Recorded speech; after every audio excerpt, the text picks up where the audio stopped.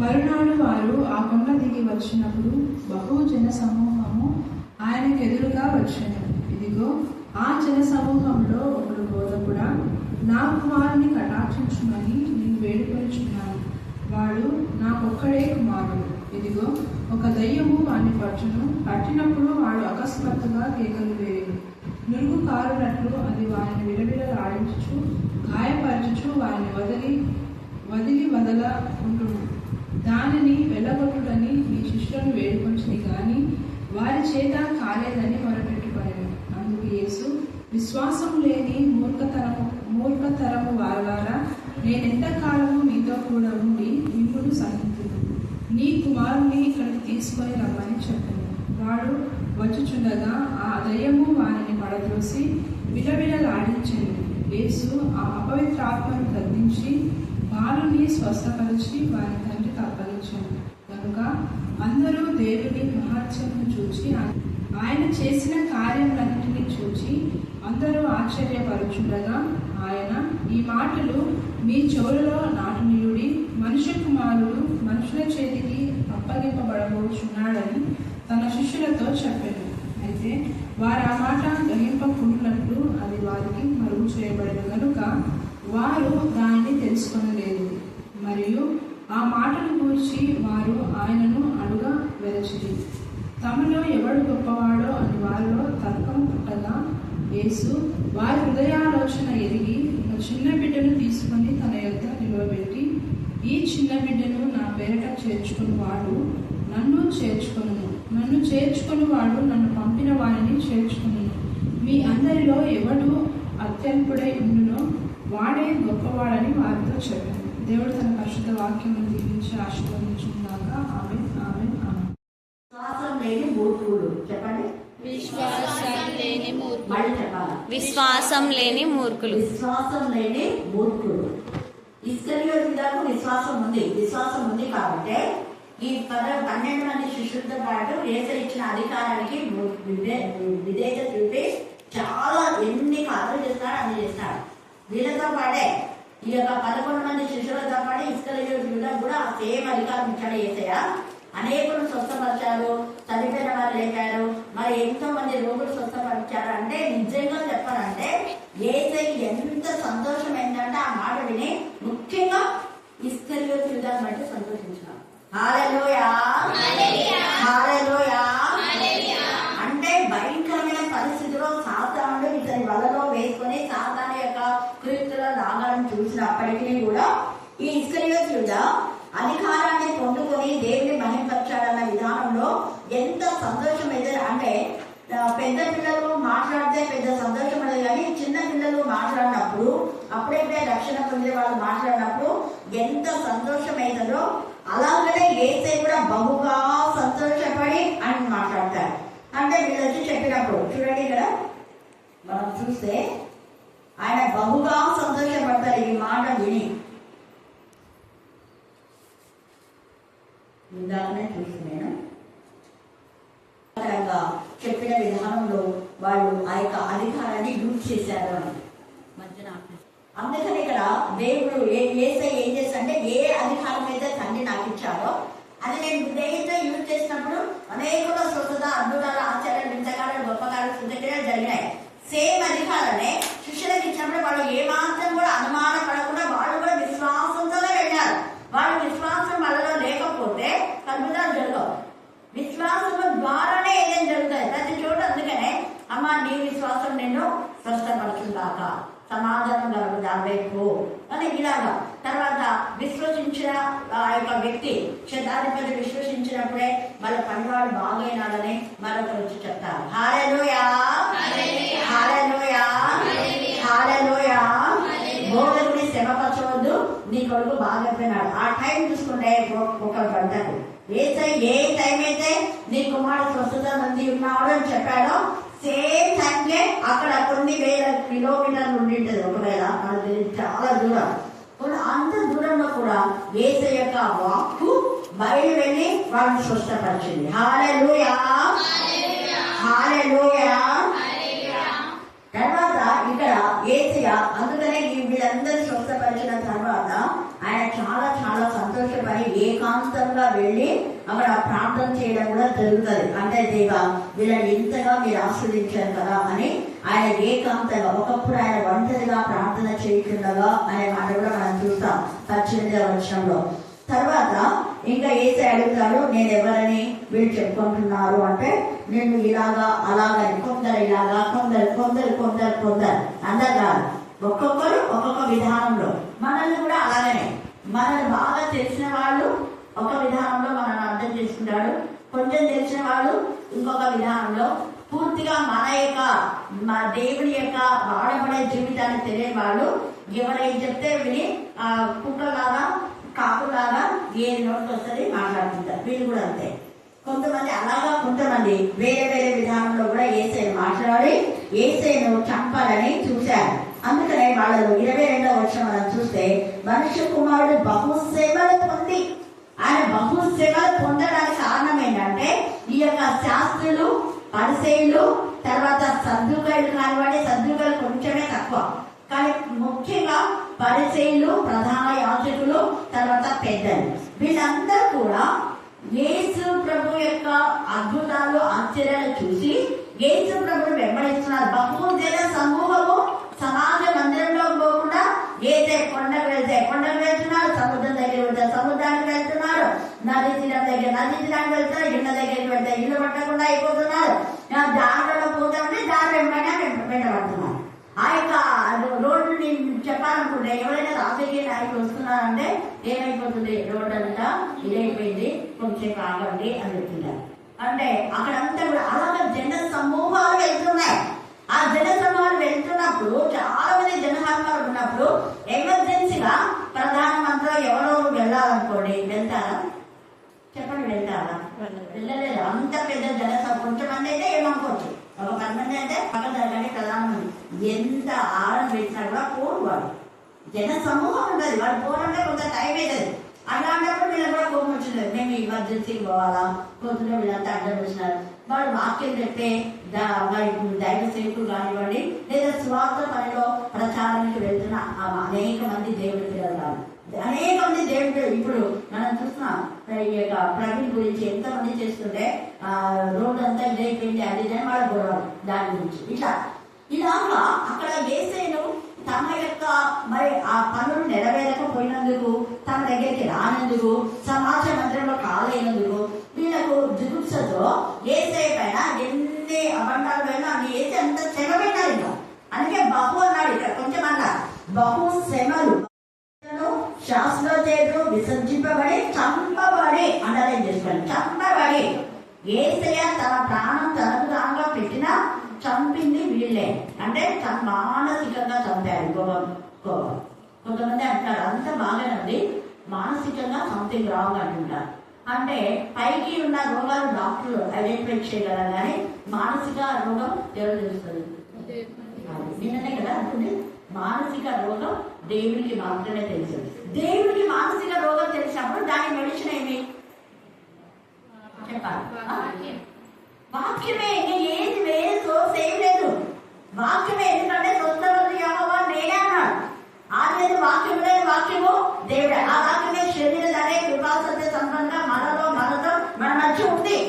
ఈ వాక్యం మనలో ఉంది. ఇంకా ఇంతకంటే మెడిసిన్ ఇంకొకటి లేదు. మళ్ళీ చెప్తున్నా, నీకు ఏది వచ్చారో కూడా వాక్యం చదవండి. మనం చెప్తున్నా, వాక్యం ఎప్పుడైతే చదవరో వెంటనే అపవిత్రాత్మ వచ్చేస్తాడు. వాడి పనదే.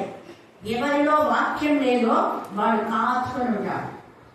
వాడు ఎంత ఇంకా, అందుకే సాతానుడు గర్జించిన సింహం లాగా ఎవరిని మింగుదరా, ఎవరిని అనే మాట కూడా అండర్లైన్ చేసుకుంటే, వాడిని ఎవరిని మింగాలనుకుంటామంటే తన వశంలో ఉన్నవన్నీ అస్సలు పట్టించుకోవడం.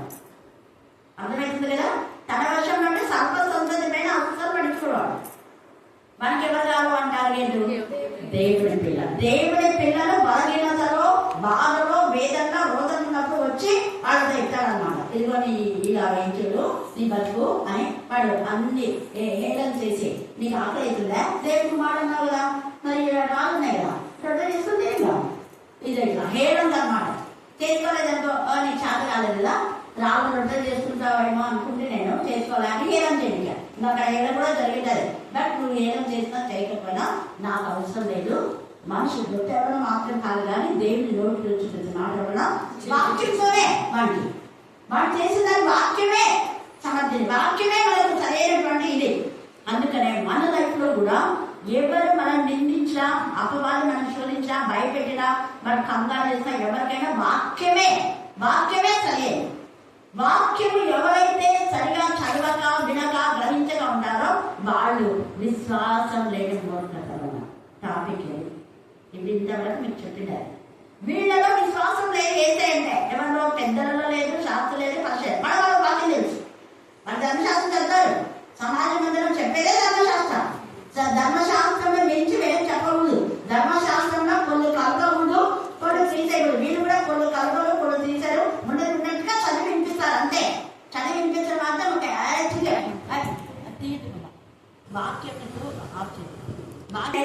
ఎప్పుడైతే వాక్యం ఆ వాక్యం మనం చదవలేదో వెంటనే ఇంకా అపవాది కాచుకొని ఉంటాడు అనమాట.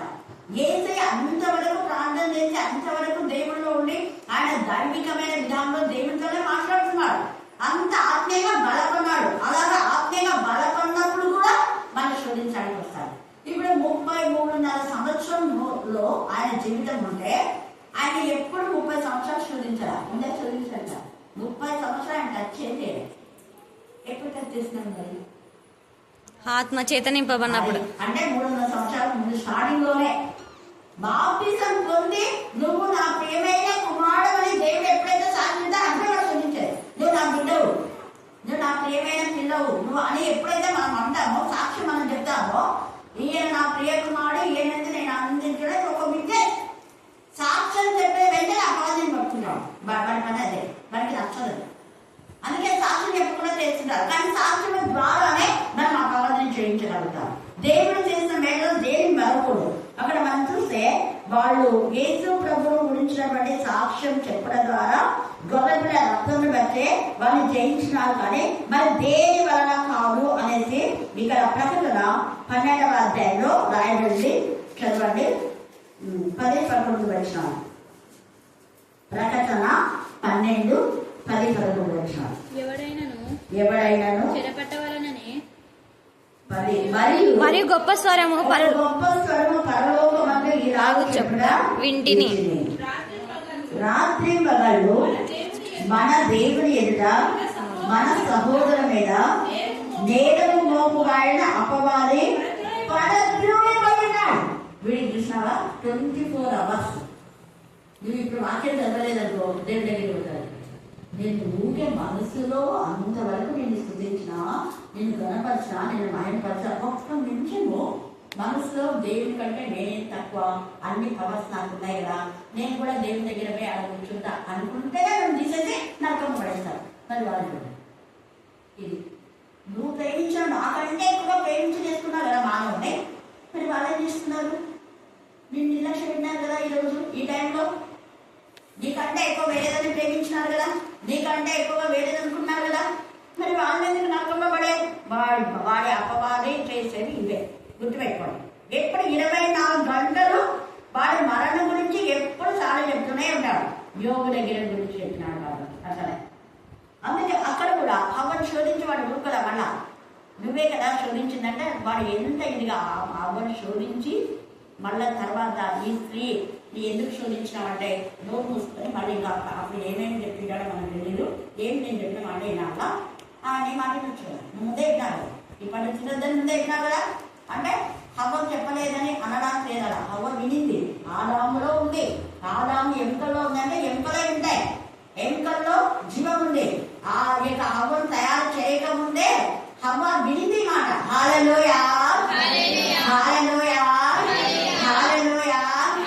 ఈ పండు తినొద్దని నువ్వు చెప్పినావు కదా, మరి నీ మాట కంటే నా మాట ఎక్కువ ఇచ్చింది కాబట్టి నేను చేసిన. వాడు చెప్పింది నువ్వు ముందే చెప్పినా కదా తినొద్దని, కానీ తినకుండా ఉండొచ్చు కదా. నేను చెప్తే ఎందుకు వాడి ఇది వాడి నేచర్ ఇదే. అందుకని అపవాది ఎప్పుడు వాడి మీద చెప్తారే ఉంటాడు. నేను చెప్తే మాత్రం చేయాలనా, తినాలా అని ఇలాగా. అందుకనే వాడు ఏం చేసినాడు? వాడు పడద్రోయబడినాడు. ఎప్పుడు పడద్రోయబడినాడు అంటే యేసయ్య నా ప్రాణం విడిచితిని అని చేకూరిస్తున్నాడు. తండ్రి నీ చేతికి నా ఆత్మ అప్పగించుతున్నాను అని చెప్పినప్పుడు వాడు పడద్రోయబడినాడు. యేసయ్య ఆత్మ ఎప్పుడైతే తండ్రి చేతికి అప్పగించాడో ఈ మరణమును జయించిన తర్వాత, అంటే మరణమును జయించి మరణ పురుగులు విరిచి ఆ శ్రమ మహాశ్రమలు, ఇక్కడ ఎన్ని శ్రమలు పెట్టారు వాళ్ళు, ఆ శ్రమలన్నీ ఓర్చుకున్న తర్వాత తన యొక్క ఆత్మను తండ్రి చేతికి అప్పగించడానికి కారణం ఏంటంటే ఆ ఆత్మ అనేక ఆత్మలను ప్రొడ్యూస్ చేస్తుంది. ఒక విత్తనము కొన్ని కోట్ల విత్తనాన్ని ప్రొడ్యూస్ చేసినట్టుగా ఆ విత్తనం భూమిలో వేస్తే ఆ విత్తనం వచ్చి అనేక విత్తనాలను ఎలాగ ప్రొడ్యూస్ చేస్తుందో, అలాగే యేసయ్య ఆత్మ తండ్రి చేతిలోకి వెళ్ళినప్పుడు కొన్ని కోట్ల లెక్కించలేని ఆత్మలను దేవుని సన్నిధిలో ప్రొడ్యూస్ అవుతున్నాయి. హల్లెలూయా, హల్లెలూయా, హల్లెలూయా. వాళ్ళే క్రీస్తు ఆత్మ కలిగిన వాడు, వాళ్ళే క్రీస్తును ధరించిన వాడు, వాళ్ళ క్రీస్తు రక్తంలో కడగబడి కొనబడి శుద్ధి చేయబడినటువంటి ఆత్మ. వాళ్ళు దేవుడు సర్ప సంతానంగా, సర్పం తన యొక్క అధీనంలో ఉంచుకొని మరణం అనే పాపంలో పడేసిన మానవులందరూ కూడా నిత్య జీవంలోకి రావడానికి యేసయ్య తన ఆత్మను తండ్రి అయిన దేవుడికి అప్పగించాడు. అప్పుడు నేను పడద్రోయబడతాను. ఇంకా వాళ్ళు పడద్రోయబడ్డాడు కాబట్టి ఇప్పుడేమంట, వారు గొర్రె పిల్ల రక్తంను బట్టి, చూసారా గొర్రె పిల్ల రక్తం ఎంత శక్తివంతమైందో. అందుకే పదే పదే పదే రోజుకి ఎన్నిసార్లు అండి, ఏసు రక్తమే జయం, ఏసు రక్తమే జయం, ఏసు రక్తమే జయం, ఏసు రక్తమే జయం. ఎంత పీస్ ఉంటుందో, ఎంత శక్తి వస్తుందో, ఎంత అపవాదికి లయపరచబడుతుందో అందరూ పూర్తిగా మీరే చూస్తారు. కాంగు ఉండద్దండి. ఖాళీ టైం అంతా మీకు ఉద్యోగం లేదని దిగులు, ఫస్ట్ దిగులు పక్కన పెట్టేస్తారు. అనారోగ్యం గురించి ఆలోచన పక్క పెట్టేస్తారు. యేసయ్య శిలువ రక్తాన్ని మాత్రమే మనం మెడిటేట్ చేయాలి.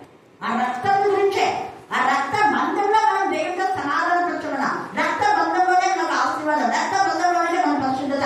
ఆ యేసయ్య యొక్క రక్తము ద్వారానే తండ్రి అయిన దేవుని సన్నిధిలోకి, రాజ్యంలోకి మనం వెళ్ళేటువంటి అవకాశం దేవుడు మార్గం సాధించే. రక్త దారిలో యేసయ్య కాచిన రక్త కాలంలో మనం ఈడ్చుకొని పోయి పరలోకంలో పడతాం. హల్లెలూయా, హల్లెలూయా, హల్లెలూయా. యేసయ్య రక్త ప్రవాహంలో మన పరలోకాన్ని తీసుకుపోయేది ఒక ప్రవాహం. అది ఎల్లప్పుడూ సవించే రక్తం, అది ఊడవాంటి రక్తం చెప్పాలనుకుంటే ఆగిపోయేది కాదు, ఆగిపోయేది కాదు. ఎప్పుడు ఆగిపోతుందా అంటే భూమి ఆకాశంలో, ఇక ఈ భూమి ఈ ఆకాశము అవి చుట్టబడి అవి లయమైపోయినప్పుడు అప్పుడు యేసయ్య ఇక రక్తం కాల్చాల్సిన అవసరం ఉండదు, రక్త ప్రవాహము ఉండదు. యేసయ్య మనందరి నూతనంగా చేసి రాజుగా యాజకులు చేసి యుగ యుగాలు రాజ్యం మీదే కృపను మనకి ఇస్తారు. మనలో అనేకులు రాజులు, అనేకులు యాజకులుగా ఉంటారు. అందుకే ఈ యొక్క రక్తంలో అంత శక్తి ఉంది కాబట్టి అంటున్నాడు కదా, గొర్రె పిల్ల రక్తంను బట్టి తామిచ్చిన సాక్షులు బట్టి వారిని జయించున్నారు కానీ మరణం వరకు తమ ప్రాణములను ప్రేమించేవారు కాదు. ఇది మనం అపవాదిని జయించాలంటే యేసయ్య రక్తమే, యేసయ్య రక్తమే వాక్యమే. వాక్యం పదే పదే పదే పదే చదవాలా, ధ్యానించాలా, ప్రకటించాలి. అది గ్రహించాలి. గ్రహింపు లేకపోతే వేస్ట్. ఇక్కడ వీళ్ళు గ్రహించట్లే, అందుకే మూర్ఖతరం అలా అంటున్నాను. ఈ మధ్యాహ్న కాల సమయంలో యేసయ్య రక్తం విలువ తెలుసుకోలేకుండా మూర్ఖులుగా ప్రవర్తిస్తున్నామేమో. యేసయ్య రక్తం యొక్క మరి విలువ, విశ్వాసం లేదు మన రక్తంలో. వాక్యంలో నువ్వు విశ్వసించకపోతే, చెప్పిన వాక్యంలో మనం సరైనటువంటి గ్రహింపు లేకపోతే మనం మూర్ఖులమే. విశ్వాసం లేని మూర్ఖులు, విశ్వాసం లేని మూర్ఖతరం వల్ల ఎంత కాలం సహించాలి? విసుకుంటున్నాడు యేసయ్య. ఈ మధ్యాహ్న కాల సమయంలో ఇశ్రాయేలు అవిధేయత ద్వారానే కణాన్ని చేయలేకపోయారు. పరమ కాలం కాళ్ళు తేలని రమించేది. వాళ్ళు కట్టని ఇళ్లలో, వాళ్ళు నాటినటువంటి చెట్ల ఫలములు, వాళ్ళు విత్తనే లేక గింజల యొక్క పంట వాళ్ళు తింటారు. 8 సంవత్సరాల పంట దేవుడు అందిస్తారన్నారు కొన్ని చోట్ల. లేవ్యాకాండం మనం చూస్తే 7వ సంవత్సరంలో మీరు భూమిని అలాగే పెట్టాలి. భూమి విత్తగుంది, మనం చేస్తామా?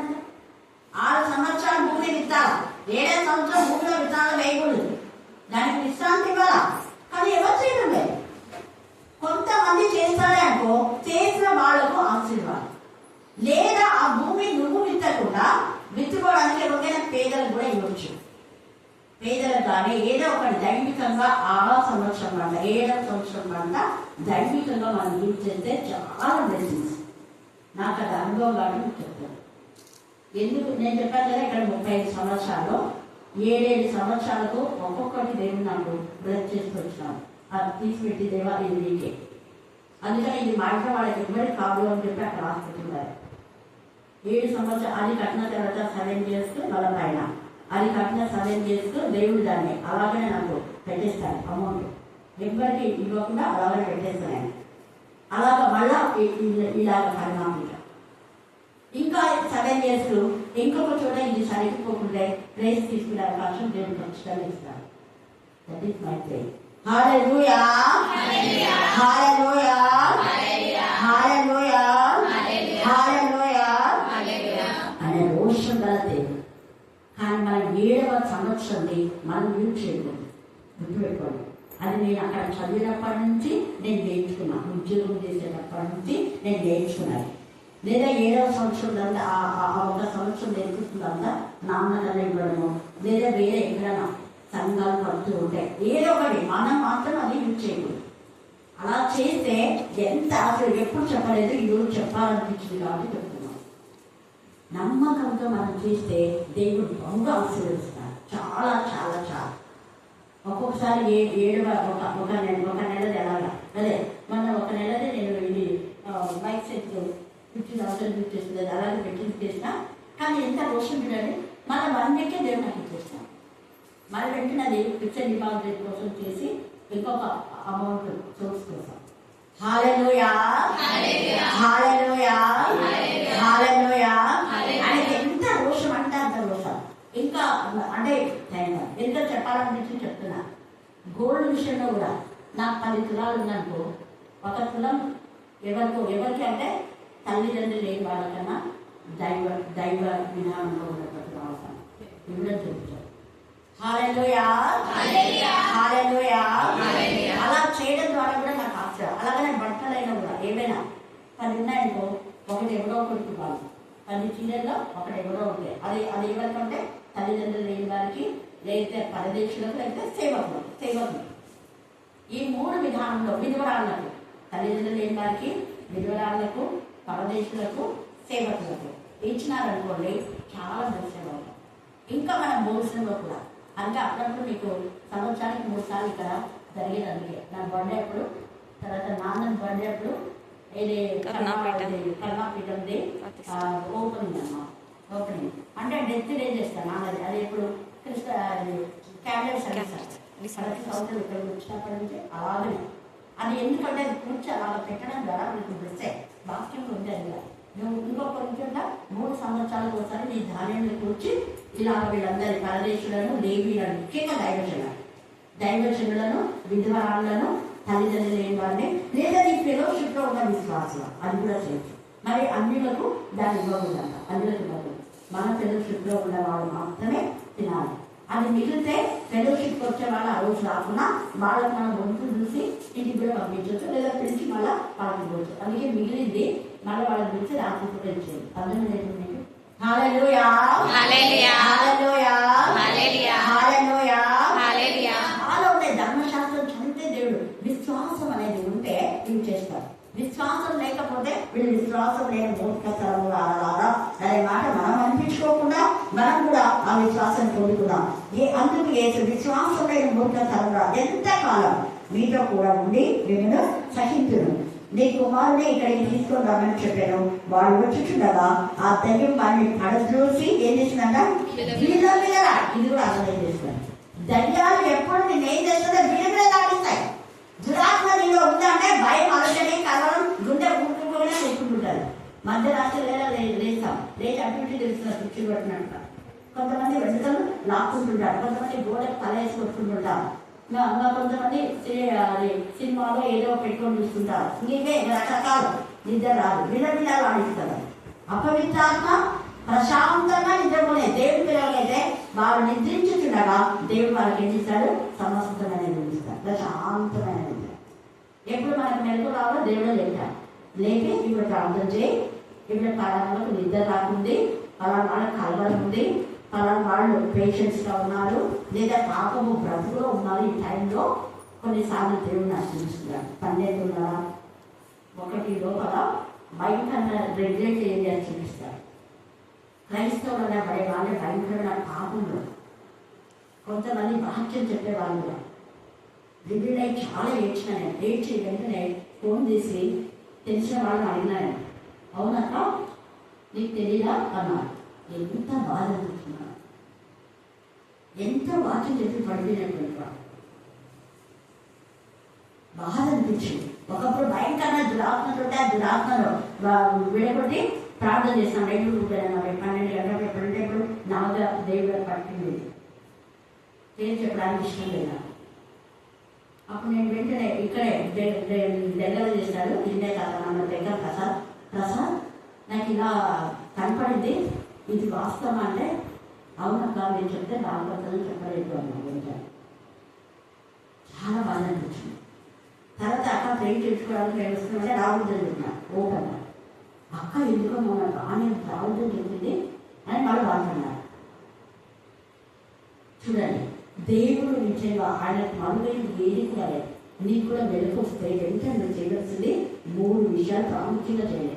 నీకు ఎప్పుడైతే మెలకు వచ్చిందంట, ప్రభా ఈ సమయంలో పరిశుద్ధంగా ప్రతి బిడ్డ కోరుకున్నప్పుడు వాళ్ళు పరిశుద్ధంగా ఉంటుందండి. పాప పువ్వుల నుంచి లేపడేస్తుందని ఒకటి చేయండి.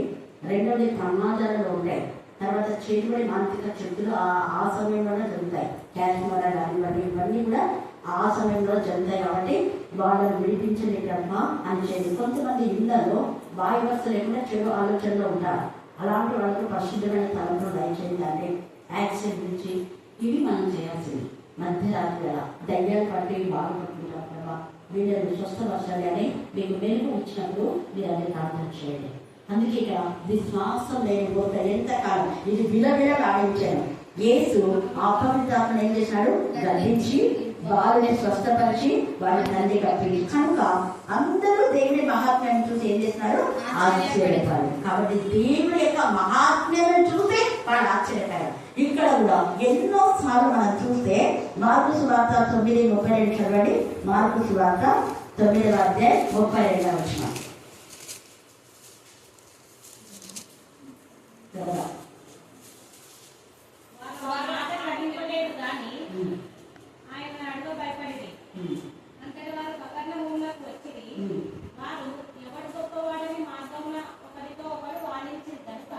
అక్కడ ఏమైంది అంటే ఏసైనా ఏమైనా అడగాలంటే కూడా వాళ్ళకు చాలా భయం. ప్రతి విషయంలో కూడా వాళ్ళు భయపడుతూనే ఉంటారు అన్నమాట. ఇక్కడ కూడా ఏసైనా ఏదైనా అడగాలంటే వాళ్ళకి భయం అయిపోయింది. తర్వాత మనం చూసినట్లయితే ఈ యొక్క అపోస్తుల కార్యము 13వ అధ్యాయంలో కూడా గారడి వాడు దేవుడి విరోధంగా చేస్తుంటే పౌరుడు ఆత్మ ద్వారా తెలుసుకుని సమస్త కపటములకు విరోధి అని మాట్లాడతారు. చదవండి, 13వ అధ్యాయంలో ఉంటుంది. అపోస్తుల కార్యం 13.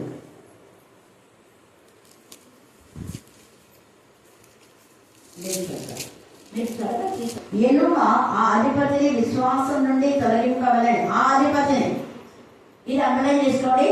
చాలా మంది విశ్వాసంతో కరుణాపీఠంలోకి వచ్చే వాళ్ళని రాకుండా చేస్తున్నారు. ఇక్కడ కూడా ఈ ఎలుమ అనేటటువంటి వాడు గారడి వాడు ఇదే చేస్తున్నాడు, విశ్వాసం నుంచి వాళ్ళని తొలగించడానికి. అయితే ఎలుమ ఆ అధిపతిని విశ్వాసం నుండి తొలగింపబడి యత్నం చేసి మన పిల్లలు కొంతమంది పిలిచి ఇక్కడికి రండి అక్కడికి రండి అని మేరీ టీచర్ పిలిచి టీ ఇచ్చి ఏమా చర్చికి రా ఇక ఇవ్వబడుతుంది ఇది ఇలాంటి వాళ్ళు.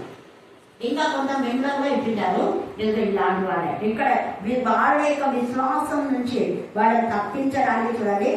ఏమంటున్నాడు ఇక్కడ? ఎంత చక్కగా తొలగింపబడాలని యత్నం చేసి వారిని ఎదిరించాను. ఎలుమ అనే పేరు నాకు గారడి వాడని అర్థం. గారడి చేసి బురడే వస్తుంటారు. ఏమని? ఆడిపోతే మీకు సమాధానం ఉంటాయా, ఆడిపోతే మీకు పెళ్లిళ్ళు అవుతాయా, పెళ్లిళ్ళు ఎలా చేస్తారు, ఇలాంటివి ఏమేమో మాట్లాడుతుంటారు గారడి చేయడానికి. కానీ మన పిల్లలు సరైన ఆన్సర్స్ ఇచ్చారు. హల్లెలూయా, ఎవరు ఎప్పుడు చనిపోతారో తెలియదు. వీళ్ళు ఉండేది 2 సంవత్సరాల తర్వాత ఇంకో పాస్ వస్తారు. అందరూ ఇక్కడే లేదు కదా, మంచి సమాధానం ఇచ్చాం. హల్లెలూయా. అందుకే ఇక్కడ పౌలు వెంటనే అంటున్నాడు 9వ వచనంలో గారడి వాడన్నాడు. అందుకు పౌలు అనబడిన సౌలు పరిశుద్ధాత్మతో నిండిన వాడే. అంటే ఇంకా ఆయనకు చాలా మంది పౌలుగా గుర్తించలేదు కాబట్టి పౌలు అనబడిన సౌలుని తెగలేక రాసి పరిశుద్ధాత్మతో నిండిన వాడే. అతను తేలి చూసి కోపంగా, నేను కూడా అట్నే కోపంతో చూసి మీరు బయట ఉండండి అంట. మీరు ఎందుకు వచ్చినారు? బయట ఉండండి అంట. గేట్ కూడా తెచ్చాడు. ఆమె పోతే గేట్ కూడా తెరవలేదు అంటే గారడి వాళ్ళకి గేట్ తెరవలేదు. హల్లెలూయా, హల్లెలూయా, హల్లెలూయా, హల్లెలూయా. చూడండి, తేరి చూస్తే సమస్త కపటముతో సమస్త దుర్మార్గంతో నిండినవాడ అపవాది కుమారుడా. ఎవరు వీళ్ళు? ఎవరు వీళ్ళు? అపవాది కుమారుడు. అపవాది కుమారుడు నాకేం సంబంధం? వేసేది అన్నాడు. వాడు అపవాది కుమారుడు, వాడు వస్తున్నాడు, అంతా నాకేం పడలేదు, మనం పోవా అన్నాడు. అన్నాడా? లేఖన భాగాల్లో 4 సువార్తలో చివరి అధ్యాయంలో తేటగా ఉంటుంది. అయితే ఇస్కరియోతుగా వస్తున్నప్పుడు అపవాది మన దగ్గరికి వస్తున్నాడు, లోకాధికారి. వాడు లోకాధికారి మన ఇస్కరియోతుగా ప్రవేశించినాడు కాబట్టి ఇప్పుడు అతను మన శిష్యుడు కాదు అన్నట్టుగా ఏసయ్య లోకాధికారి వస్తున్నాడు, వాటితో నాకేం పడలేదు, మనం ఇక్కడి నుంచి వెళ్ళడం కదా అని వెళ్తున్నప్పుడే ఏసయ్యని ముందు పెట్టుకొని అప్పగిస్తాడు. బోధకురానికి శుభమే. కాబట్టి ఇక్కడ మనం గుర్తుపెట్టుకోవాలి, ఎంతో చక్కగా చూడండి కదా. అందుకే అపవాది కుమారుడా సమస్త నీతికి విరోధి, వీడు నీతికి విరోధి. తర్వాత అవినీతి పనులు, అవినీతి కార్యం చేసేవాళ్ళు అన్నమాట. అక్రమం, అవినీతి, అవిధేయత ఇవన్నీ కూడా అపవాది యొక్క లక్షణాలు. సమస్త నీతికి విరోధి. నీవు ప్రభు యొక్క తినే మార్గం చెడగొట్టుగా మానవా. చెడగొట్టడం మానవా? ఇప్పుడు చెడగొట్టడం సరిపోయింది, మనం చెడగొట్టడానికి ఇంకేముంది? నేను బాగా చేసుకోను, నువ్వే వెళ్ళిపోయాను, నీ బతుకు సరిగ్గా చేసుకోను, చెడగొట్టడం మానవా. అర్థమైంది? అక్కడ ఇంటర్మీడియట్ 2 అర్థాలతో మాట్లాడుతున్నావు. వేరే వాళ్ళని చెడగొట్టాలని నువ్వు అనుకున్నావు, నీ బతికేప్పుడు చెడిపోయింది అనేసరికి వాడు గురివాడు. చెడగొట్టడం మానవా. వేరే వాళ్ళని చెడగొట్టాలని నువ్వు అనుకున్నావు, ఇక్కడికి అధిపతిని చెడగొట్టాలని నువ్వు అనుకున్నావు. ఈ అధిపతికి కళ్ళు తెరవన్నాయి, నేను నిజమైన దేవుడి కుమారుని గుర్తించినాడు అధిపతి, కానీ నువ్వు ఎలాంటి వాడు అతను గుర్తించాడు కాబట్టి నీ మాట వినడిక అని అనేసరికి వాడికి ఏమైపోయింది చూడండి. చెడగొట్టడం మానవ. ఇదిగో ప్రభు తన చెయ్యి నీ మీద ఎత్తి ఉన్నాడు, నేను కొంతకాలం గుడివాడే సూర్యుని చూడకుండా అని చెప్పాను. ఇక్కడ కొంతకాలం అని రాయబడింది. యాక్చువల్ గా వేరే పుస్తకాల్లో వీడు బతుకంతా గుడివాడైపోతాడు. హల్లెలూయా, హల్లెలూయా, హల్లెలూయా. దేవుడికి విరోధంగా రూపబడిన యాయన వర్తించారు. కొంతకాలం అని ఇక్కడ రాశాడు అంటే క్షమించాడు కొంతకాలం, కానీ దేవుడు క్షమించాలి. అందుకే వాడు ఏం చేసినట్టు గుడివాడే సూర్యుని చూడకుండా అని చెప్పారు. వెంటనే మబ్బును చీకటియు అతని కమ్మెను కనుక అతని తిరుగుతూ ఎవరైనా చెయ్యి పట్టుకొని నడిపించురా. ఇది నాకు అదే నచ్చింది. ఈ చర్చలో నాకు ఎంత సంతోషమైందో, ఎందుకంటే కొన్ని విషయాలు ఇప్పుడు కూడా కొంతమంది ఎవరైనా చెయ్యి పట్టుకొని నడిపించాలంటే, ఎవరైనా ఏ సంఘంలోనే మనం చేర్చుకుంటే నేను చేర్చుకొని వద్దుకోండి అన్నారు. ఇక్కడ కూడా అర్థమైంది అనుకుంటా, అర్థమైంది కదా, వద్దుకోండి అన్నారు. ఎవరైనా మనం చేర్చుకుంటారా అనుకుంటే వద్దు చిచి పొడి అన్నారు. ఎవరిని ఇల్లు ఇలా ఎల్లుమా అనబడేలా అపవాది కుమారులను గుర్తిస్తారు. మీరు అపవాది కుమారుడు, మీరు సంఘాలను చెడగొట్టేవాళ్ళు మేము రాని అట్లా. కానీ అదే దేవుని భయభక్తి గల యేసయ్యను వాళ్ళు చేర్చుకోకపోయినా బహుశైన సమూహం పెట్టేవాళ్ళు. హల్లెలూయా, హల్లెలూయా, హల్లెలూయా. ఎన్నో గ్రామాలు, ఎన్నో పట్టణాలు, ఎన్నో సంఘాలు. ఒకవేళ నువ్వు నిజంగా దేవుడి బిడ్డవై, దేవుడి కుమార్తె ఒక సంఘం ఏదైనా మిగతా సంఘాలన్నీ ఈ ద్వారాలు చూస్తాయి. గుర్తుపెట్టుకోవాలి. అందుకని ఇక్కడ ఏమంటున్నాడంటే ఎంత చక్కగా వాళ్ళు తిరుగుతూ ఎవరైనా అంటే అంతగా ఆ అధిపతి జరిగిన దాన్ని చూసి ప్రభు బోధకు ఆశ్చర్యపడి విశ్వసించారు. చూసారా, ఇక్కడ విశ్వాసాన్ని తొలగించాలని అనుకున్నాను, అతను ఇంకా విశ్వాసంలో బలపడినాడు. ఎవరు? అధిపతిని ఎందుకు విశ్వాసం తొలగించాలనుకున్నాడు అంటే ఆ అధిపతి బాగా డబ్బులు ఇస్తాడు అని. అధిపతి లేకుంటే డబ్బులు రావు అని. అలాంటి వాళ్ళు ఉంటే మాకు అది ఇస్తారు కాబట్టి వాళ్ళు కాకలు పడతాము. కాకలు రాదు మాట వేడంతా దేవుడికి అన్నీ తెలిసి. అందుకని ఇక్కడ పరిశుద్ధాత్మ దేవుడు ఈ సమయంలో మన హృదయంతా తెలుసు. ఇక్కడ అపవిత్రాత్మను గద్దించాడు. వాడు విడవిడలాడించి అక్కడి నుంచి అపవిత్రాత్మను గద్దించి వారిని స్వస్థపరిచి వారి తల్లికి అప్పించాడు. కనుక అందరూ దేవుడి మహాత్మను చూసి ఆశ్చర్యపడి, ఇక్కడ అధిపతి కూడా దేవుని యొక్క ప్రభు యొక్క బోధకు ఆశ్చర్యపడి విశ్వసించినాడు. కాబట్టి ఆయన చేసిన కార్యాలన్నింటినీ చూసి అందరూ ఆశ్చర్యపడుచుండగా ఆయన ఈ మాటలు మీ చివరలో నాటనీయుడే, నాటుకోవడం ఇచ్చాడు. చెడు నుంచి బయటకు పోకూడదు. తేడు అంటున్నాడు, నాటేడు మనుషుల కుమారుడు మనుషుల చేతికి అప్పగింపబోతున్నాడని తన శిష్యులతో చెప్పాను. అయితే వారి మాట గ్రహింపకున్నారు, అది వారికి మరుగు చేయబడిన కనుక వారు దాన్ని తెలుసుకోలేదు. మరియు ఆ మాటను గురించి వారు ఆయన అడుగగా వేరచ్చింది. ఇందాక మార్పు కూడా మనం 9:32 ఇక్కడ కూడా అడుగా వేరచ్చింది. టైం ఉంటుంది. ఇది చూసేసరికి ఏసైతే మాట్లాడడానికి భయపడాలి. కాబట్టి మధ్యాహ్నం కావాల్సిన వేళలు మన విశ్వాసంతో ముందుకు వెళ్దాం. నమ్ముట నివారణైతే నమ్మానికి సమర్థము సాక్ష్యమే. ఈ యొక్క మన నిజమైన వాక్యం పైన నమ్మినప్పుడు అబద్ధ వాక్యం నుంచి దేవుడు మనం విడిపిస్తారు. ఈ అధిపతి అనుకునేటాడు, ఎన్ని రోజులుగా నేను అబద్ధపు యొక్క బోధలో ఉన్నానే అని అనుకుంటాను. అందుకని ఇక్కడ సరైన విధానంలో వాక్యంలో ఉన్నట్టుగా మనం నేర్చుకుని ఇతర ఆధ్యాత్మికంగా నడుపుతారు. దేవుడు ఏ లేఖన భాగాన్ని దీవించి ఆశీర్వదించుగాక. ఆమేన్, ఆమేన్, ఆమేన్. క్రీస్తు ఉత్తముడు. శ్రమ దినములలో ఆయన ఆశ్రయదుర్గము.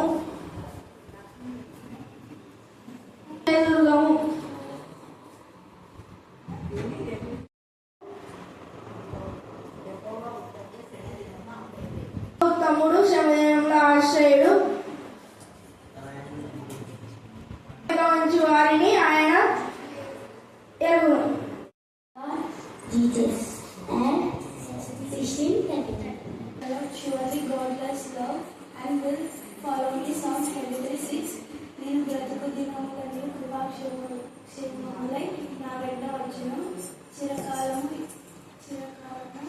యెహోవా సన్నిధిలో యెహోవా మందిరంలో నేను నివసించును. 1వ వచనము. యెహోవా రాజు నీ బలమును బట్టి సంతోషించుచున్నాడు, నీ రక్షణను బట్టి అతడు ఎంతో ఆశిస్తున్నాడు. కీర్తనల గ్రంథము 33వ అధ్యాయము 9వ వచనము.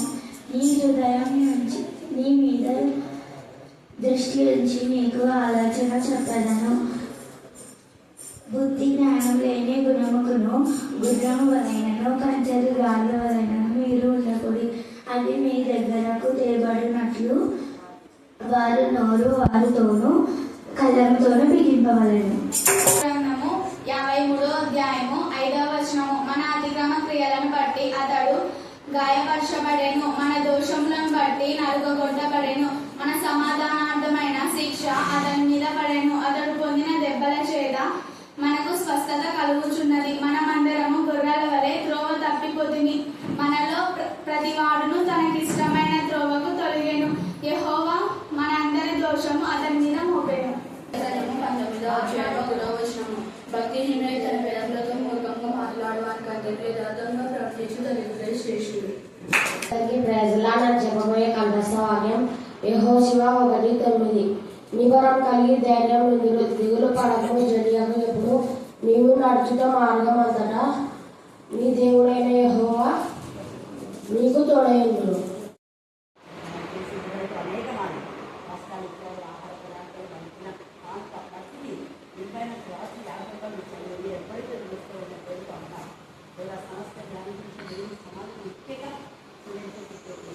సంతోషం ఉన్నామని వాళ్ళు పూర్తిగా ఆనందించాలి. పిల్లలు కానీ మేము కానీ అంటారా దాని ముఖ్యంగా లక్ష్మీ వస్తాలు, శుద్ధి వస్తాలు, మానవ వస్తాలు, దళ వస్తాలు, ఆనంద వస్తాలు, సంతోష వస్తాలతో ఎందుకంటే వస్తాను నేను ఈ ప్రయాణంలో ఈ సంగీతాన్ని మాట్లాడుకోవాలి. అంటే అది మాత్రమే కాకుండా రేపు అర్థమించబడ్డ ఎవరెవరు